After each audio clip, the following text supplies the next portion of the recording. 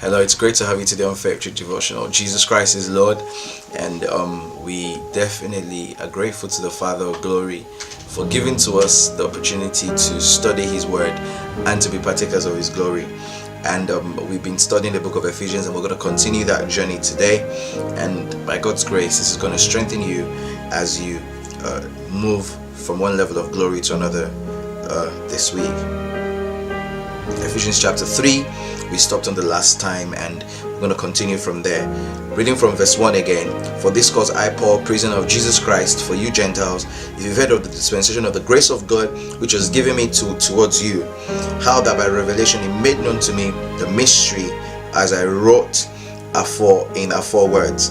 Verse 4, whereby when ye read, you may understand my knowledge in the mystery of Christ, which in other ages was not made known unto the sons of men, as it is now revealed unto his holy apostles and prophets. Verse 6, that the Gentiles should be fellow heirs and of the same body, and partakers of his promise in Christ by the gospel. Now we ended up the last episode of Faith Truth Devotional talking about Paul understanding that the grace of God upon his life was for the believers. So that was, we ended at studying verse 1 to 3, and that was so powerful. And you reflect that. We also looked at the fact that Paul realized he was a prisoner for the Lord, and how we should realize that he was a prisoner, that we are prisoners rather for the Lord. But moving on from there, if we pick up from verse 3, Paul said that by revelation God made known unto him the mystery. Which mystery is he talking about here? The mystery is in verse 6, that the Gentiles should be fellow heirs of the same body and partakers of his promise in Christ by the gospel. What I love about Paul's ministry is such consistency about what God asked him to do. You find Paul, he never got bored, he never got tired of doing the same thing, preaching the same truth. And obviously he did cover many areas, but he was so strong, quite affirmative about the thing God asked him to do. And you need some level of consistency in your life. You don't need to try and do many things and everything. You just need to find consistency and do it, and don't be bored of it. We're not trying to do many new things, we're trying to do that thing which God requires from us. And so you find out that Paul says that God made known to him the revelation made known unto him the mystery by revelation. The mystery by revelation. It was a mystery, that those who were not in Christ, those who were not Israelites, Gentiles, would have a part in the gospel of Jesus Christ. When you read the Old Testament, you understand a lot more about that, and I've repeated that severally. But now going to verse 5, it says, Paul says, in other ages it was not made known unto the Son of Man, as it is now revealed unto his holy apostles and prophet by the Spirit.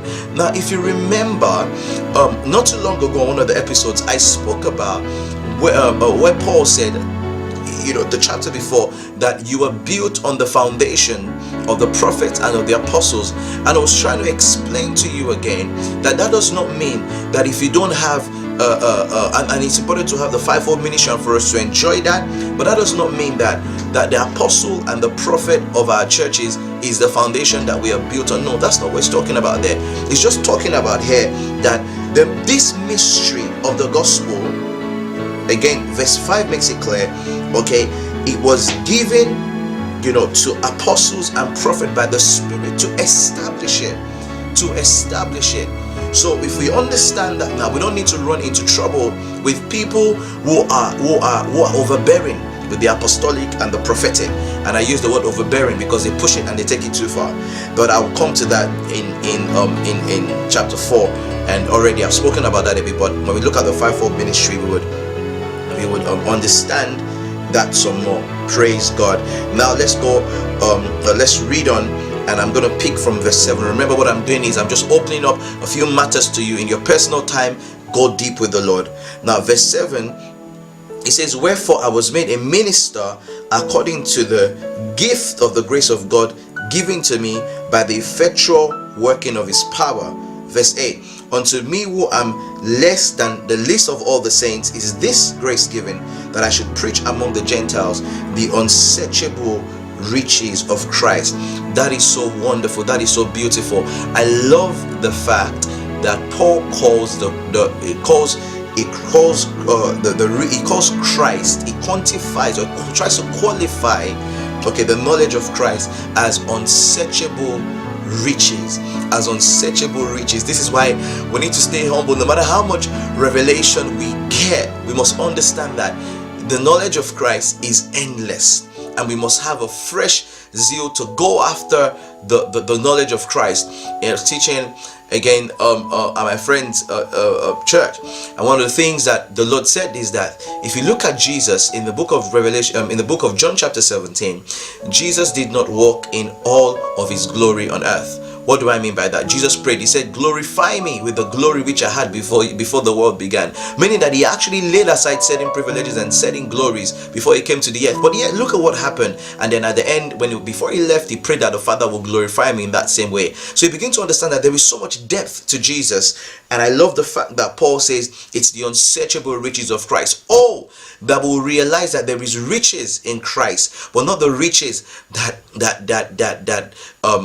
overemphasize, but we understand that there is riches in Christ. And verse 9 of Ephesians chapter 3, and to make all men see what is the fellowship of this mystery, which from the beginning of the world had been hid in God, who created all things by Jesus Christ, to the intent that now unto the principalities and powers in heavenly places might be known by the church the manifold wisdom of God. God is now revealing this truth, this secret to us by his Spirit. Okay, these secrets are being revealed now to us. It's already in his word, but the Holy Spirit now begins to reveal to us the things that God hid from the beginning of the world. Wow, what a privilege to live in these times where God is unveiling these realities and this truth, and to the intent that unto principalities and powers in heavenly places might be known by the church the manifold wisdom of God.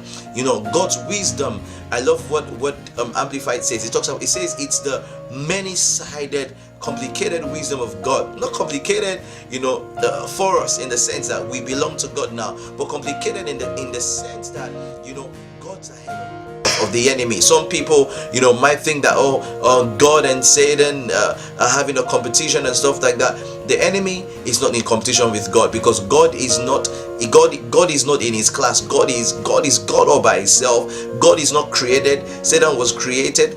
Okay, so we need to understand these things, and the Bible says God has manifold wisdom, many-sided, complicated. One of the demonstrations, many-sided, complicated wisdom, rather, one of the demonstrations of that wisdom is seen in 1 Corinthians chapter 2, that if the princes of this world would have known, they would not have crucified the Lord of glory. Why? Because their eyes didn't see, their ears had not heard, and it had not entered into their heart what God was doing by allowing Jesus to be crucified. And God says what he wants to do now is he wants to make known, he wants to display and show off his deep wisdom, his strategic wisdom, not just through anybody, not just anyhow, but through the church. What a privilege. If only we can live our lives and line up, we become the demonstration of God's wisdom to a world that is not wise. Praise the Lord. And then let's go to verse 11. It says, according to the eternal purpose which he purposed in Christ Jesus our Lord, in whom we have boldness and access with confidence by faith of him. Verse 13, wherefore I desire that you faint not at my tribulation, which is for your glory. Powerful. Paul went through so much. But look at him encouraging people here that, no, I'm going through this because look, there's something at stake here. There's a glory at stake here. There is something, it's worth it. We don't just go through persecution for nothing. We just don't go through troubles for nothing. No, there's something at stake. When we deny ourselves of earthly privileges, of earthly earthly pleasures. Okay, when we go through for the gospel, when we are persecuted for the gospel's sake, let's glory in God. The Bible says when that happens, it says the spirit of glory rests upon you. This light affliction working in us a far more eternal weight of glory. I'm going to stop there for today, because going down from verse 14 to the end, there's some exciting truth, and I want us to be able to keep everything together and in context.